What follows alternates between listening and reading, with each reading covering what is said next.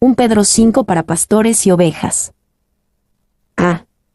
Los ancianos deben ser pastores fieles. 1:1 Un llamado a los ancianos. Ruego a los ancianos que están entre vosotros, yo anciano también con ellos, y testigo de los padecimientos de Cristo, que soy también participante de la gloria que será revelada.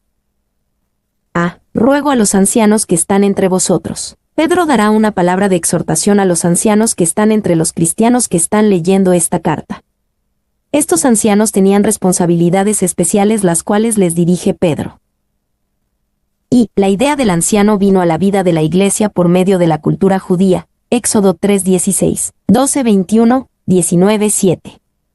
La palabra anciano simplemente habla de la madurez y sabiduría que una persona anciana debe de tener, haciéndolas calificadas para el liderazgo. En su aplicación, se trata más de la sabiduría y madurez que de la edad. 2. Era la costumbre de Pablo y Bernabé designar a ancianos en las iglesias que habían fundado. Hechos 14:23. También se estaba desarrollando el oficio de pastor, quien era esencialmente un anciano que enseñaba. 1 Timoteo 5:17, quien nombraba y dirigía a ancianos y otros líderes. 1 Timoteo 3:1, 13. 2 Timoteo 2:2. Tito 1, 5-9. B. Yo anciano también. Pedro estaba apto para hablar porque él era un anciano también. Aunque Pedro era claramente el prominente entre los 12, afirma ningún privilegio o posición especial, como el Papa de la Iglesia primitiva. Al contrario, Pedro se miraba a sí mismo como un anciano también entre todos los ancianos de la Iglesia. Y siempre será nuestra sabiduría, queridos amigos, el ponernos lo más que podamos, a la posición en la que están a quienes se les dirige. Es una lástima para cualquiera el predicar a la gente con arrogancia. Siempre es mejor estar lo más cerca posible al nivel en el que están ellos. Spurgeon. Sé testigo de los padecimientos de Cristo, que soy también participante de la gloria que será revelada. Pedro estaba calificado para hablar porque él era un testigo de los padecimientos de Jesús cuando vio la tortura de Jesús y probablemente la crucifixión, y era un participante de la gloria de Dios, probablemente refiriéndose a cuando vio la transfiguración de Jesús. Y él estaba con Cristo en el jardín, él estaba con él cuando fue detenido, y estaba con él en la sala del sumo sacerdote. Si él lo siguió hasta la cruz no sabemos. Clarke. 2. Los evangelios no establecen que Pedro estuvo personalmente en la crucifixión, solo se menciona que Juan estuvo especialmente ahí. Pedro, y otros apóstoles, tal vez pudieron estar ahí entre todos sus conocidos, quienes observaron el evento desde lejos. Lucas 23:49. Hilbert. 3. Considerando que tal vez Pedro fue muy probablemente testigo del padecimiento de Jesús en la cruz, el recordatorio de eso haría su exhortación a los ancianos mucho más poderosa. Es como si dijera, ustedes son los líderes por los cuales Jesucristo sufrió y murió, y yo lo vi sufrir. 4. Sin embargo, consideramos que muchos vieron a Jesús sufrir, y no afectó en la manera que afectó a Pedro y otros que miraron con fe. Hubo miles que fueron testigos presenciales de los sufrimientos del Señor, quienes, sin embargo, no vieron el verdadero significado. Vieron al gran sufridor salpicarse con su propia sangre, pero nunca vieron sus heridas con fe. Miles vieron al Salvador morir, pero simplemente se regresaron por su camino a Jerusalén, algunos de ellos golpeando sus pechos, pero ninguno creyendo en él, o realmente sabiendo el secreto de esa maravillosa muerte. Spurgeon. 2:2-3. Lo que los líderes en la iglesia deben hacer. Apacentad la grey de Dios que está entre vosotros, cuidando de ella, no por fuerza, sino voluntariamente, no por ganancia deshonesta, sino con ánimo pronto, no como teniendo señorío sobre los que están a vuestro cuidado, sino siendo ejemplos de la grey. Apacentad la grey de Dios. Este fue el primer aspecto del liderazgo. Pedro parecía haber recordado las 3 partes de comisión de Jesús para él en Juan 21, 15-17. En ese pasaje, Jesús le dijo a Pedro que demostrara su amor por Jesús alimentando y apacentando a sus ovejas. Y un pastor espiritual hace su trabajo en 2 maneras principales. El primer trabajo es alimentar a las ovejas. Jesús enfatizaba esto a Pedro en Juan 21, 15-17. Otro aspecto del trabajo es el atender a las ovejas, lo cual significa guiar, nutrir y cuidar a las ovejas. 2. La herramienta más importante para el pastor de la grey de Dios es un corazón como el corazón de Jesús, uno que está dispuesto a dar su vida por las ovejas, y uno que se preocupa por ellas genuinamente y está interesado en ellas. Juan 10, 11-14. B. Cuidando de ella. Para Pedro, el trabajo de ser un pastor también podría ser entendido como el ser un cuidador, capataz. Esta palabra de liderazgo proviene a la iglesia de la cultura griega, y se refería a alguien que vela por alguien, un gerente, o un supervisor. Hechos 20:28, 1 Timoteo 3, 1, 2, Tito 1, 7. C.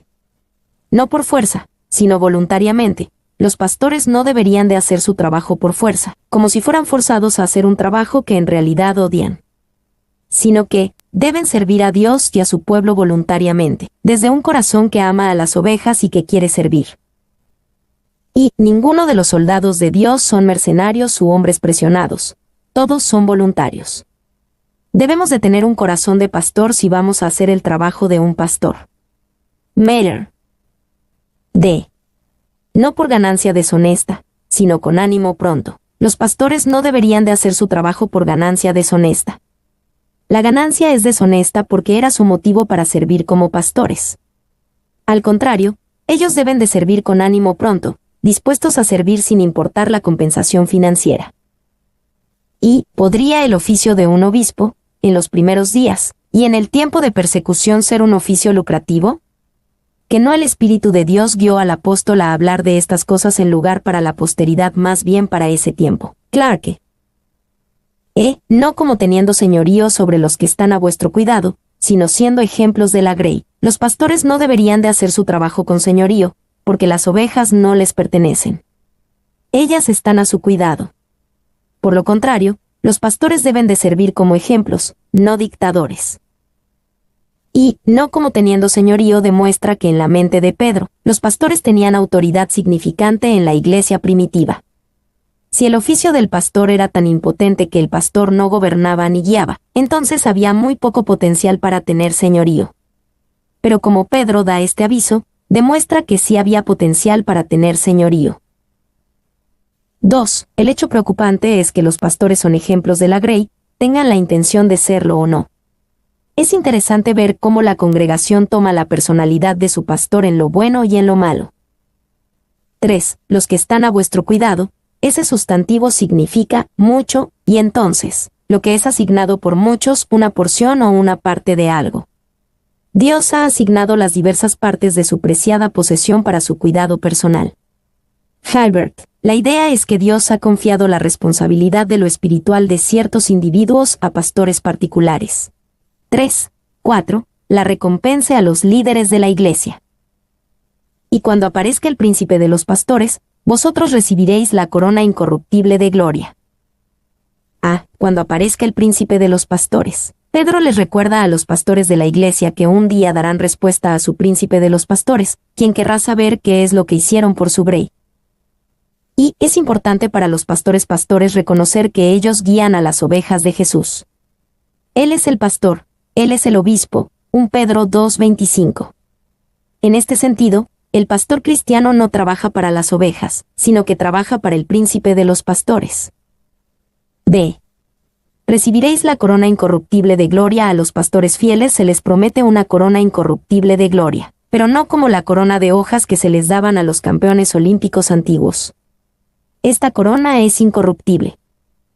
Y las coronas no solo son para los pastores, sino para todo aquel que es fiel a Jesús y para quien hizo lo que Él les llamó a hacer. 1 Corintios 9:25, 2 Timoteo 4:8, Santiago 1:12. D. Todos deben de ser humildes y vigilantes. 1:5-7, una promesa a los humildes. Igualmente, jóvenes, estad sujetos a los ancianos, y todos, sumisos unos a otros, revestidos de humildad, porque Dios resiste a los soberbios, y da gracia a los humildes. Humillaos, pues, bajo la poderosa mano de Dios, para que Él os exalte cuando fuere tiempo, echando toda vuestra ansiedad sobre Él, porque Él tiene cuidado de vosotros. Igualmente, jóvenes, Pedro comenzó esta palabra de humildad con los jóvenes, en contraste con los ancianos a los que se había dirigido. Pero se dio cuenta prontamente que esta es una aplicación para todos. Esta palabra de ser sumisos unos a otros, revestidos de humildad, aplica para todos, pero tal vez especialmente para los jóvenes. B. Revestidos de humildad. Humildad es demostrado por medio de la sumisión. Es la habilidad de guardar alegremente nuestra propia agenda para Dios, aun si la agenda de Dios es expresada por medio de otra persona. Y todo significa que esto es para todos, ambos ancianos y jóvenes. Esfuércense todo lo posible para servirse los unos a otros, dejen que el pastor se esfuerce en servir la gente, y la gente en servir a los pastores, y que no haya ninguna contención, sino que haga lo máximo para obligar y aprovechar todo lo demás. Clarke. Se revestíos con humildad. La frase, revestíos, se traduce a una palabra rara que se refiere a un esclavo poniéndose un mandil antes de servir, aun así como hizo Jesús antes de lavar los pies de los discípulos. Juan 13:4. Y algunas marcas de la humildad. La voluntad de realizar los servicios más bajos y pequeños por amor a Jesús. Estar consciente de que no podemos hacer nada apartados de Dios. La voluntad de ser ignorados por el hombre. No tanto como el odiarse a sí mismo o depreciación como olvido mismo, sino verdaderamente centrarse en otros en vez de centrarse en sí mismo. D. Porque Dios resiste a los soberbios y da gracia a los humildes. La humildad es esencial en nuestra relación con Dios. Si queremos caminar en la gracia de Dios, su favor inmerecido, entonces debemos de despojarnos de nuestro orgullo y ser humildes no solo para con Él sino para con todos. Y resiste. El verbo vivamente imagina a Dios como uno que se establece en orden de batalla contra tales individuos. Hilbert. 2. La gracia y el orgullo son enemigos eternos. El orgullo demanda que Dios me bendiga en base a lo que yo pienso que merezco. La gracia solo tratará conmigo en base a lo que Dios es, amor, no en base a algo en mí. 3. El orgullo es uno de los pecados más detestables. No obstante, encuentra alojamiento en las almas más serias, aunque hablamos de él con un nombre más ligero. Le llamamos independencia, confianza en sí mismo. No siempre lo discernimos en el sentimiento herido, el cual se retira en sí mismo, y cultiva a sus dolores en un mal humor. Estamos orgullosos de nuestra humildad, vano de nuestra mansedumbre, y, poniendo nuestra mirada más santa, nos preguntamos si los demás nos están admirando por nuestra humildad. Meyer. 4. Si estás dispuesto a hacer nada, Dios hará algo de ti. El camino hacia la cima de la escalera es el empezar desde abajo. De hecho, en la iglesia de Dios, el camino para subir es bajar, pero el que es ambicioso de estar en la cima, en poco tiempo se encontrará en el fondo. Spurgeon. Para que Él los exalte cuando fuere tiempo, si Dios nos tiene en un lugar de humildad en este momento, debemos de someternos al plan de Dios. Él sabe que cuando fuere tiempo nos exaltará, aunque a veces pensemos que conocemos el tiempo mejor que Dios. Echando toda vuestra ansiedad sobre Él. La humildad verdadera se demuestra cuando tenemos la habilidad de echar nuestra ansiedad sobre Dios. Es presunción orgullosa el llevar las cosas a nuestra propia preocupación y el tratar con cosas que Dios ha prometido que Él tratará. Mateo 5, 31, 34. Y, si hiciéramos caso de la orden en 1 Pedro 5:6 y verdaderamente humillarnos bajo la ponderosa mano de Dios, tendríamos muchas menos preocupaciones para echar sobre Él como se nos invita en 1 Pedro 5:7. Las preocupaciones sobre la codicia, ambición, popularidad, todas se evaporan bajo la orden de humillaos, bajo la poderosa mano de Dios. 2. Spurgeon usó la ilustración de un hombre que viene a mover tus muebles, pero carga con una mochila enorme y pesada de él. Se queja de que es difícil hacer el trabajo de mover tus muebles. ¿No le sugerirías tú que sería más fácil si se despojara de sus propias cargas para que él pudiera cargar las tuyas? De la misma manera, no podemos hacer el trabajo de Dios cuando estamos sobrecargados de nuestras propias preocupaciones y cargas. Échala sobre Él, y después toma la carga del Señor, la cual es una carga ligera, y un yugo que te queda a la perfección. 3. Hay muchas ansiedades que no podemos echar sobre Dios, y la palabra de Pedro aquí nos purifica de estas ansiedades impías. Estoy preocupado de que nunca seré rico. Estoy agobiado porque otros disfrutan de los placeres pecaminosos y yo no. Estoy preocupado porque no soy famoso, ni siquiera soy popular. Estoy agobiado porque no puedo vengarme de aquellos que me han hecho mal. 4. Todas las preocupaciones de codicia, ira, orgullo, ambición y testarudez deben ser echadas al viento. Sería criminal el soñar con echarlas sobre Dios. No ores por ellas, excepto que Dios te redima de ellas. Deja que tus deseos estén dentro de un círculo pequeño, y tus ansiedades serán reducidas de un golpe. Spurgeon. Echando es una palabra bastante energética.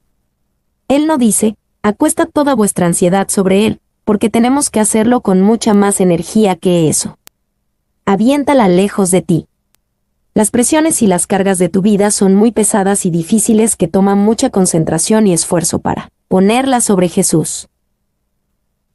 Este trabajo de echar puede llegar a ser tan difícil que necesitamos usar las dos manos, la mano de oración y la mano de fe. La oración le dice a Dios cuál es la preocupación, y le pide ayuda a Dios, mientras que la fe cree que Dios puede hacerlo y que lo hará.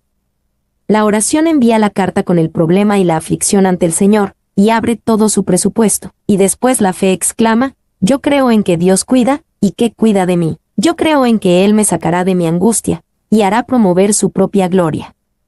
Spurgeon. Él tiene cuidado de vosotros. En sus mejores momentos, las religiones de la cultura griega podían imaginar a un Dios que era bueno. Pero nunca llegaron a creer en un Dios que tuviera cuidado. El Dios de la Biblia, el Dios que verdaderamente está ahí, es un Dios que cuida de ti. Y el creer que Dios cuida de nosotros es lo que separa al cristianismo de todas las religiones, las cuales bajo todas las variedades de la forma se ocupan con la tarea de hacer a Dios preocuparse, del despertamiento por sacrificio o rezo o interpretar el interés durmiente de la deidad. Masterman, citado en Hibbert. 2. Frecuentemente juzgamos a los padres por los hijos. Cuando un hijo de Dios está lleno de miedo y preocupación, ¿acaso no tiene razón el mundo de pensar que su Padre en el cielo no se preocupa por él? Nuestra preocupación y miedo refleja pobre e injustamente a Dios. 2. 8 a 9. Estar vigilantes por el diablo. Sed sobrios, y velad, porque vuestro adversario el diablo, como león rugiente, anda alrededor buscando a quien devorar, al cual resistid firmes en la fe, sabiendo que los mismos padecimientos se van cumpliendo en vuestros hermanos en todo el mundo. Vuestro adversario el diablo, anda alrededor. Pedro nos exhorta a tener la mente despejada, sobrios y alertas, velad, porque Satanás aún no ha sido atado y restringido por 1000 años como dice Apocalipsis 20. 1, 2 que estará. En el tiempo presente, el diablo anda alrededor. Y él anda alrededor, él tiene acceso a ti en todas partes. Él conoce tus sentimientos y tus propensiones, y se informa a sí mismo de tus circunstancias. Solo Dios puede saber y hacer más que él. Por lo tanto, debes de echar tu carga sobre Dios. Clarke. 2. Ciertamente el diablo anda alrededor. A pesar de que es un ser finito y solo puede estar en un lugar a la vez, su esfuerzo, energía y asociados le permiten extender su influencia por todo el mundo y en cada aspecto de la vida. Como león rugiente. Para los cristianos, Satanás es un león quien tal vez ruja, pero se le han quitado los colmillos en la cruz. Colosenses 2:15. No obstante, el sonido de su rugir, sus mentiras engañosas son potentes y tienen el poder para devorar almas y robar a los cristianos de su eficacia. Y el Salmo 91:3 sugiere que Satanás puede venir en nuestra contra como un cazador de aves. El cazador de aves siempre es callado y reservado, nunca queriendo revelar su presencia.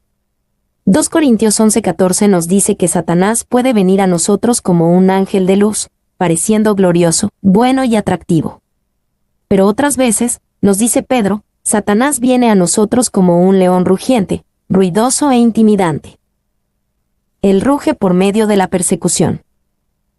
Él ruge por medio de la tentación. Él ruge por medio de blasfemias y acusaciones en contra de Dios.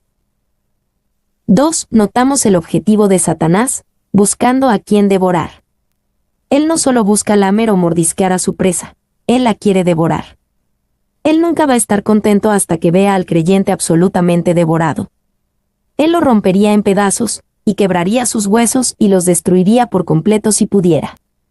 Por lo tanto, no disfrutes de la idea, que el objetivo principal de Satanás es hacerte miserable.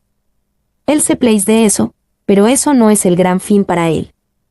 Algunas veces hasta puede que te haga feliz, porque él tiene venenos delicados y con sabor dulce los cuales le administra al pueblo de Dios. Si él piensa que nuestra destrucción puede lograrse mejor por dulces que por amargos, ciertamente preferiría a aquel que tenga el mejor efecto al final. Spurgeon. C. Al cual resistid firmes en la fe, el secreto de la guerra espiritual es fácil, resistid firmes. A medida que estamos firmes en la fe, resistimos las mentiras, amenazas e intimidación del diablo. Y las Escrituras exhorta a los creyentes a huir de diversos males, 1 Corintios 6:18, 10:14, 1 Timoteo 6:11, 2 Timoteo 2:22, pero en ningún lugar se les dice que huyan del diablo. Eso sería un esfuerzo inútil. Hilbert. 2. Resistid viene de las palabras griegas antiguas, estar de pie y en contra. Pedro nos dice que estemos de pie en contra del diablo. Satanás puede salir corriendo por la resistencia del creyente más bajo que viene con la autoridad por lo que Jesús hizo en la cruz. 3. Resistid. Ora más cada vez que él esté activo. Prontamente se rendirá si se da cuenta que sus tácticas te acercan a Cristo. Muchas veces Satanás no es nada más que un perro grande y negro que solo hace que las ovejas de Cristo se acerquen más a su maestro. Spurgeon. De sabiendo que los mismos padecimientos se van cumpliendo en vuestros hermanos en todo el mundo, también tomamos confianza al saber que nunca estaremos solos en nuestra guerra espiritual. Nuestros hermanos y hermanas en Cristo han peleado, y están peleando, las mismas batallas. Y la perspectiva es en todo el conflicto de los santos. Es visto como uno solo. Ningún alma está peleando sola. Cada uno está apoyando a la vez, y es apoyado por todo el resto. Morgan. 3, 10-11, una oración para el fortalecimiento espiritual. Mas el Dios de toda gracia, que nos llamó a su gloria eterna en Jesucristo, después que hayáis padecido un poco de tiempo, Él mismo os perfeccione, afirme, fortalezca y establezca. A Él sea la gloria y el imperio por los siglos de los siglos. Amén. Mas el Dios de toda gracia, os perfeccione, afirme, fortalezca y establezca. Pedro estaba consciente de que el sufrimiento y peligro que los cristianos enfrentan solo puede concluir con la oración. Él le pide a Dios que haga su trabajo de perfeccionar, afirmar, fortalecer y establecer. Y estas cosas son la obra de Dios en nosotros y por medio de nosotros. Pedro personalmente sabía lo inútil que es el enfrentar el sufrimiento y peligro en nuestras propias fuerzas. Su propia falla le enseñó la necesidad de depender constantemente en la obra de Dios en nuestras vidas, así que ora por sus queridos amigos cristianos. 2. Después que hayáis padecido un poco de tiempo, casi queremos preguntarle a Pedro, ¿por qué dijiste eso? Pero la verdad permanece. Solo somos llamados a su gloria eterna, después de que hayáis padecido un poco de tiempo. Desearíamos que fuéramos llamados a su gloria eterna por medio de su plan, sin sufrimiento. Pero Dios usa el sufrimiento para perfeccionar, afirmar, fortalecer y establecernos. 3. Él nos llamó a su gloria eterna, pero, ¿qué implica esta gloria? Es la gloria de un carácter purificado. Es la gloria de una humanidad purificada. Es la gloria de una victoria completa. Es la gloria de ser honrado por un rey. Es la gloria de reflejar la gloria de Dios. Es la gloria de la presencia inmediata y constante de Dios. Es la gloria de gozarnos en Dios mismo. B. A Él sea la gloria y el imperio por los siglos. El Dios que puede hacer esta gran obra en nuestras vidas ciertamente es digno de alabar.